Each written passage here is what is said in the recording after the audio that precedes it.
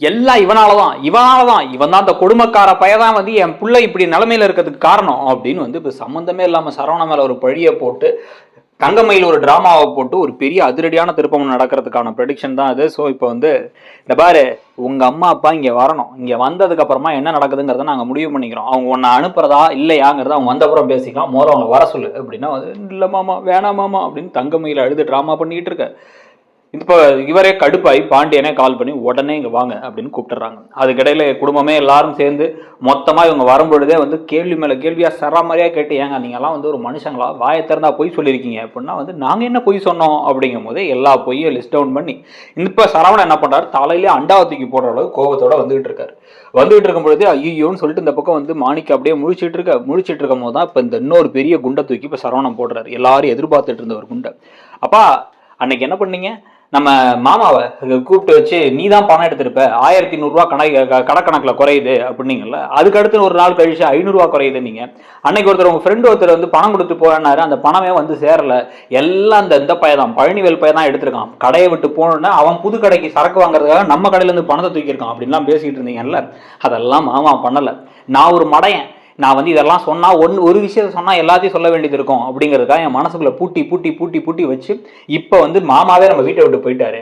அதை எடுத்தது அந்த மாமா இல்லை, இந்த மாமா, இந்த ஃப்ராடு மாமா இருக்காருல்ல, தங்கமயிலோட அப்பா, என் மாமன் நாரு, அந்த ஆள் பண்ண வேலை தான் இது அப்படின்னு சொன்ன உடனே இப்போ ஷாக் ஆகி திரும்பி பார்க்குறாங்க. திரும்பி பார்க்கும்போதே மாணிக்கம் முடிக்கிறாரு. ஓ, பொய் சொல்றது மட்டும் இல்லாமல் திருட்டு புத்தி வேறு இருக்கா, இதை தவிர வேறு என்னென்ன புத்தி இருக்கு உங்களுக்கு, கொலை செய்யலாம் எதுவும் பிளான் பண்ணி வச்சிருந்தீங்களா அப்படின்னு இந்த பக்கம் கோமதி கேட்க, சம்மந்தி அப்படின்னா பணம் கடையில், நம்ம கடையில், யோ நான் பார்த்தேன் யார், நீ பணம் எடுக்கிறத நான் கண்ணால் பார்த்து உடனே பொண்ணுகிட்ட வேற சொன்னேன், அந்த ஆள் இந்த மாதிரி வர வேணான்னு சொல்லி வந்தா பிரச்சனையாகுது. அடுத்த நாளும் வெக்கமே இல்லாமல் வந்து அந்த ஆள் உட்காந்துருக்கும் போது என்னன்னா வந்து திருப்பி கடையிலேருந்து பணத்தை பாக்கெட்லேருந்து எடுத்து போட்டிருப்பார். நம்ம கடையில் கொஞ்ச நாளாக குறையிற காசு எல்லாமே பார்த்தீங்கன்னா அதுக்கு முன்னாடி 5-10 சின்ன கணக்கு பிரச்சனையாக இருக்கும். இந்த ஆள் வந்ததுக்கு அப்புறமா 1000 கணக்கில் 500 கணக்கில் போயிட்டு இருக்குல்ல, எல்லாம் இந்த ஆள் எடுத்தது தான் அப்படின்னு போட்டு உடைக்க பலார் அப்படின்னு ஒன்று விடுறாரு பாண்டியன். இந்த பக்கம் மாணிக்கம் அப்படியே கன்னத்தில் கை வச்சு நிற்க, என்ன அடிக்கிறீங்க அப்படின்னு வந்து இந்த பக்கம் வந்து தங்கமயிலோட அம்மா பாக்கியம் வந்து கேட்க, அப்புறம் நீங்கள் தெரிஞ்ச காரியத்தை தலையில தூக்கி வச்சு கொஞ்சுவாங்களா, எவ்வளோ கேவலமாக ஒரு விஷயத்த பண்ணியிருக்கீங்க, பண்ணுறதெல்லாம் பண்ணிட்டு அப்படிங்கும் போதே வந்து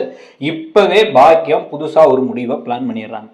பிளான் பண்ணிட்டு இப்போ என்ன பண்ணுறாங்க அப்படின்னா வந்து இப்போ என்ன பண்ணுங்கிறீங்க அப்படின்னா, இந்த உங்கள் பொண்ணு இந்த வீட்டில் இதுக்கப்புறம் இருக்கக்கூடாது அப்படின்னு ஷாக் ஆயிடுறாங்க. அதுக்கு அவள் எங்கே போவா, கல்யாணம் முடிச்சு கொடுத்தோம்ல அப்படின்னா, கல்யாணம் முடிச்சு கொடுத்தீங்கன்னா பொய் சொல்லி கொடுத்துருக்கீங்க, வெறும் நீங்கள் அப்படியே வந்து உண்மையாக சொல்லி அப்படியே நல்ல பிள்ளைய கொடுத்து, நாங்கள் வந்து இந்த நல்ல பிள்ளை கூட என் பிள்ளை வரமாட்டேன்டான், என் பிள்ளை சரியில்லை நான் அனுப்புகிறோம், ஃப்ராடை கொடுத்துருக்கீங்க. இப்போ வரைக்கும் வந்து என் புள்ள மேலே நானே சந்தேகப்படுற மாதிரி, அவன் கேரக்டர் சரியில்லை, அவன் வேற பொண்ணோட பழகிட்டு இருக்கான், அவன் கோவப்படுறான், ஒரு குழந்தை இல்லைங்கிறதுக்காக குத்தி காமிக்கிறான், எங்கள் அப்பாவை மரியாதை இல்லாமல் நடத்தினான் அப்படிங்களா. இந்த ஆளெல்லாம் மரியாதையோட எப்படி நடத்த முடியும்?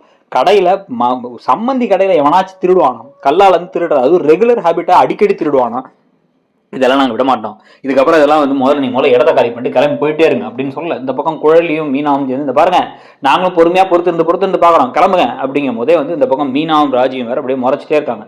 இப்போவே கிளம்புறதுனா கிளம்பிடுங்க, இல்லைனா வந்து வேற எதையா சொல்ல வேண்டியது இருக்கும் அப்படின்னு மீனா லைட்டாக சொன்ன உடனே தங்கமயிலோட அம்மாவுக்கு ஐயோ இந்த பிரச்சனை வேற தெரிஞ்சுன்னா இன்னும் பிரச்சனையாகுமே, சரி இங்கேருந்து முதல்ல கிளம்புவோம், யோசிக்கிறதுக்கு டைம் கொடுப்போம் அப்படின்னு என்ன பண்ணுறாங்க, மயிலு வா போகலாம் அப்படின்னா, அம்மா நான்லாம் வரமாட்டேன், இதான் என் வீடு, மாமா எனக்கு அனுப்பாதீங்க மாமா, நான் பண்ண தப்புக்கு காலில் வேணா விடுறேன் அப்படி எல்லாரும் காலையும் மாறி விட, அதெல்லாம் ஒன்றும் தேவையில்லை, தயவு செஞ்சு தொடாத, நீ மாமானே கூடாது, உன்ன மாதிரி ஒரு ஆளை வந்து நான் வந்து மதிச்சு இத்தனால வந்து நல்ல பிள்ளை நினச்சிக்கிட்டு இருந்தேங்க நினைக்கும் போதே எனக்கு எப்படி மனுஷங்களை புரிஞ்சுக்க முடியலங்கிறது தெரியுது.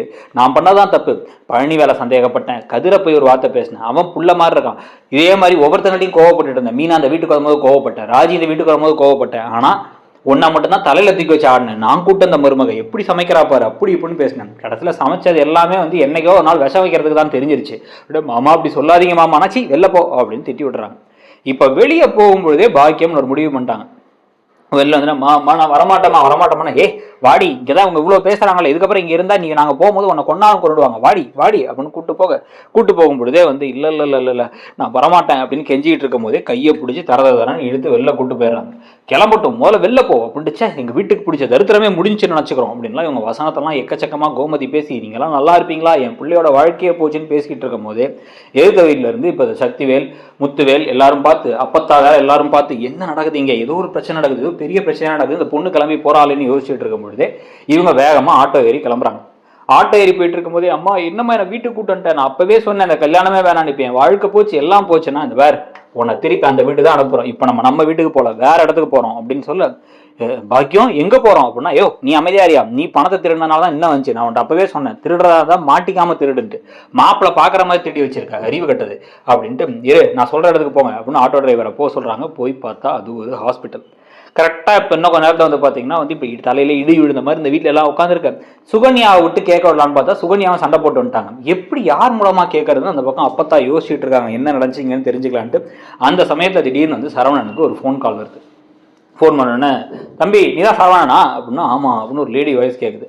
நான் வந்து ஜெயலட்சுமி பேசுகிறேன், ஏரியா இன்ஸ்பெக்டர். நீ இப்போ என்ன பண்ணுற அப்படின்னா வந்து உடனே கிளம்பி இந்த ஹாஸ்பிட்டலுக்கு வந்துடுது, புதுசாக ஆரம்பிச்ச அந்த மலர் ஹாஸ்பிட்டல் இருக்குல்ல அங்கே வந்துடு அப்படின்னா வந்து, நான் எதுக்கு அங்கே வரணும் அப்படின்னா, உடனே வாப்பா தம்பி எங்களை அங்கே வர வைக்காத, அதே மாதிரி உங்கள் அம்மா அப்பாலாம் கூப்பிட்டு வந்துடு, அவங்களும் இங்கே வந்திருக்கணும் அப்படின்னு சொன்ன உடனே போலீஸ் கால் பண்ணாங்கப்பா, ஏதோ ஹாஸ்பிட்டலுக்கு வரணுங்கிறாங்க அப்படின்னு சரவணன் பேச உடனே வந்து, என்னடா சொல்கிற, நம்மள எதுக்காக கூப்பிடுறாங்க, என்னடா ஆச்சு, ஏதோ ஒரு பிரச்சனை மேலே பிரச்சனை வந்துகிட்டு இருக்குன்னு பார்த்தா எல்லாரும் வீட்டில் எல்லாரும் இருக்காங்க, எல்லாரும் இருக்காங்கல்ல வீட்டில் எல்லாரும் இருக்கீங்களா, அப்புறம் என்ன ஆச்சு அப்படின்னு யோசிச்சுட்டு சரி ஓகே அப்படின்னு உடனே கிளம்பி இவங்க வந்து வேகமாக போகிறாங்க. கதிர் தான் அவங்களை காரில் கூப்பிட்டு போகிறாரு. அங்கே போய் இறங்கி மேலே போங்க அப்படின்னா, நீங்கள் வந்துருங்க அப்படின்னு மேலே போனால், மேலே போய் பார்த்தா அப்படியே வந்து ட்ரிப்ஸ் ஏற்றி அப்படியே மயங்கி கிடக்கிற மாதிரி கிடக்குறாங்க தங்கமயில். ஒன்று இவங்க அப்படி ஒரு பார்வை பார்க்க, இவன் தான் சார், இவன் தான் என் பிள்ளைய வந்து கொடுமைப்படுத்தி வரதட்சணை கொடுமை சார், வரதட்சணை கொடுமை பண்ணி டெய்லி டார்ச்சர், அவள் கால் பண்ணி டெய்லி அழுவா, எல்லாம் பண்ணிட்டு இருந்தா அப்படின்னு வந்து இந்த பக்கம் டாக்டர்ட்டையும் சொல்லி இந்த பக்கம் இந்த லேடி போலீஸ்ட்டையும் சொல்லிட்டு இருக்காங்க.